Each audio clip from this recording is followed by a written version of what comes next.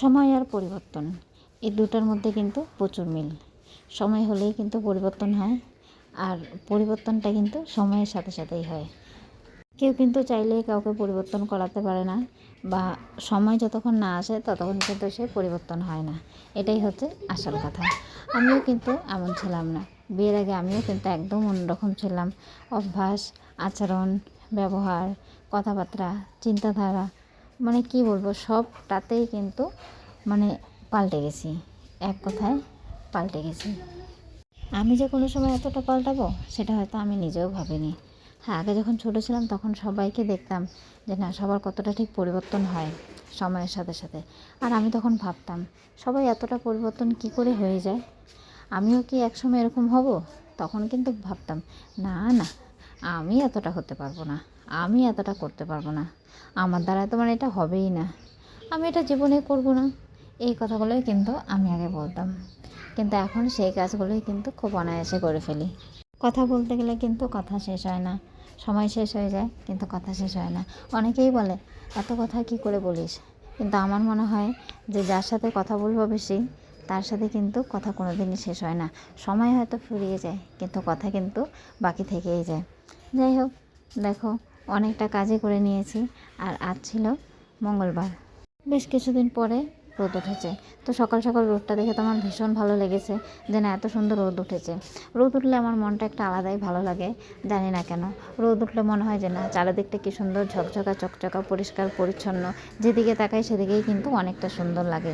আর তার সাথে কাজ করতেও ভালো লাগে। আর তার সাথে আমার যেটা সবথেকে বেশি পছন্দ হয় সেটা হচ্ছে জামা কাপড় ধোয়ার সাথে সাথে কিন্তু জামা কাপড় শুকিয়ে যায়। তো সকালে আজকে চা খেয়ে নিয়েছি। অন্যদিন কিন্তু বুড়িকে স্কুলে দিয়ে আসার পরে চা খাই, তো আজকে যেহেতু একটু সময় পেলাম আর মনে হলো যে না, চাটা খেয়ে যায়, তার জন্য কিন্তু আগে চাটা খেয়ে তারপরে কিন্তু বুড়িকে স্কুলে দিতে যাচ্ছি। তারপরে এই যে বাড়িতে এসে একটুখানি ফ্যানের নিচে বসে পড়েছি, কেন কি বললাম বাইরে অনেকটা আজকে রোদ উঠেছে। তো যাই হোক, রোদটা কিন্তু আমার ভীষণ পছন্দ। একটুখানি বসে একটু ফ্যানের হাওয়া খেয়ে নিলাম। এবার কিন্তু আবার কাজ করা শুরু হবে। আর আজকে কিন্তু রান্নার সেরকম আয়োজন নেই, কেন কি রান্নার আজকে কোনো সবজি নেই, আর সাথে কিন্তু কোনো মাছও আসেনি। আগের দিনে ছিল একটা চাল কুমড়া, তো সেই চাল কুমড়াটা দিয়ে কিন্তু ডাল হবে। আর হবে হচ্ছে সোয়াবিন। সোয়াবিন কিন্তু আমার ভীষণ পছন্দ। সোয়াবিন আমার নিরামিষও খুব ভালো লাগে, আবার আমিষ করে মাংসের মতন করে রান্না করলে সেটাও কিন্তু আমার ভীষণ পছন্দ। সোয়াবিন আমার যেরকম পছন্দ সেরকম কিন্তু পঙ্কজেরও খুব ভালো লাগে, কিন্তু মা আর বাবা সোয়াবিন সেরকম পছন্দ করে না। সেই জন্য সোয়াবিনটা কিন্তু আমাদের বাড়িতে ভীষণ কম হয়, খুবই কম হয়। সপ্তাহে হয়তো একদিন হয় কি হয় না, এরকম টাইপের একটা ব্যাপার। কিন্তু যখনই সুযোগ সময় হয় তখন কিন্তু আমরা ঠিক অল্প সোয়াবিন করে খেয়ে নিই, কেন কি আমাদের দুজনের কিন্তু ভীষণ পছন্দের। তারপরে কিন্তু এদিকে দেখো, ঘরদোরগুলোকে আগে পরিষ্কার করে নিলাম, কেন কি ঘরদোরগুলো এত নোংরা থাকে। আর বুড়িও কিন্তু স্কুল থেকে আসার পরে এরকম নোংরা ঘর দেখলে ওরও কিন্তু একদমই ভালো লাগে না।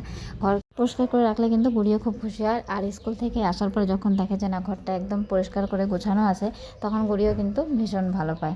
আর ঘরটা নোংরা থাকলে ওরও কিন্তু খুব বিরক্ত ফিল করে। তো যাই হোক, এদিকে দেখো, এই যে বলছিলাম যেরকম সোয়াবিন, সেরকম কিন্তু সোয়াবিনটাকে করে নিচ্ছি। প্রথমে ডালের জন্য কিন্তু সব কাটাকুটি করে রেডি করে রাখা হয়েছিল, তো ডালটা করে তারপরে ভাবলাম যে একটু সোয়াবিন করা যাক, সেই জন্য কিন্তু এই যে সোয়াবিনটাকে ভিজিয়ে নিলাম। আজকে সোয়াবিন হবে একদম নিরামিষ করে, শুধু টমেটো দিয়ে আর আদা জিরা বাটা দিয়ে। কিন্তু তোমাদের সবার কেমন লাগে সোয়াবিন? আমিষ করে বেশি ভালো লাগে না নিরামিষ করে বেশি ভালো লাগে?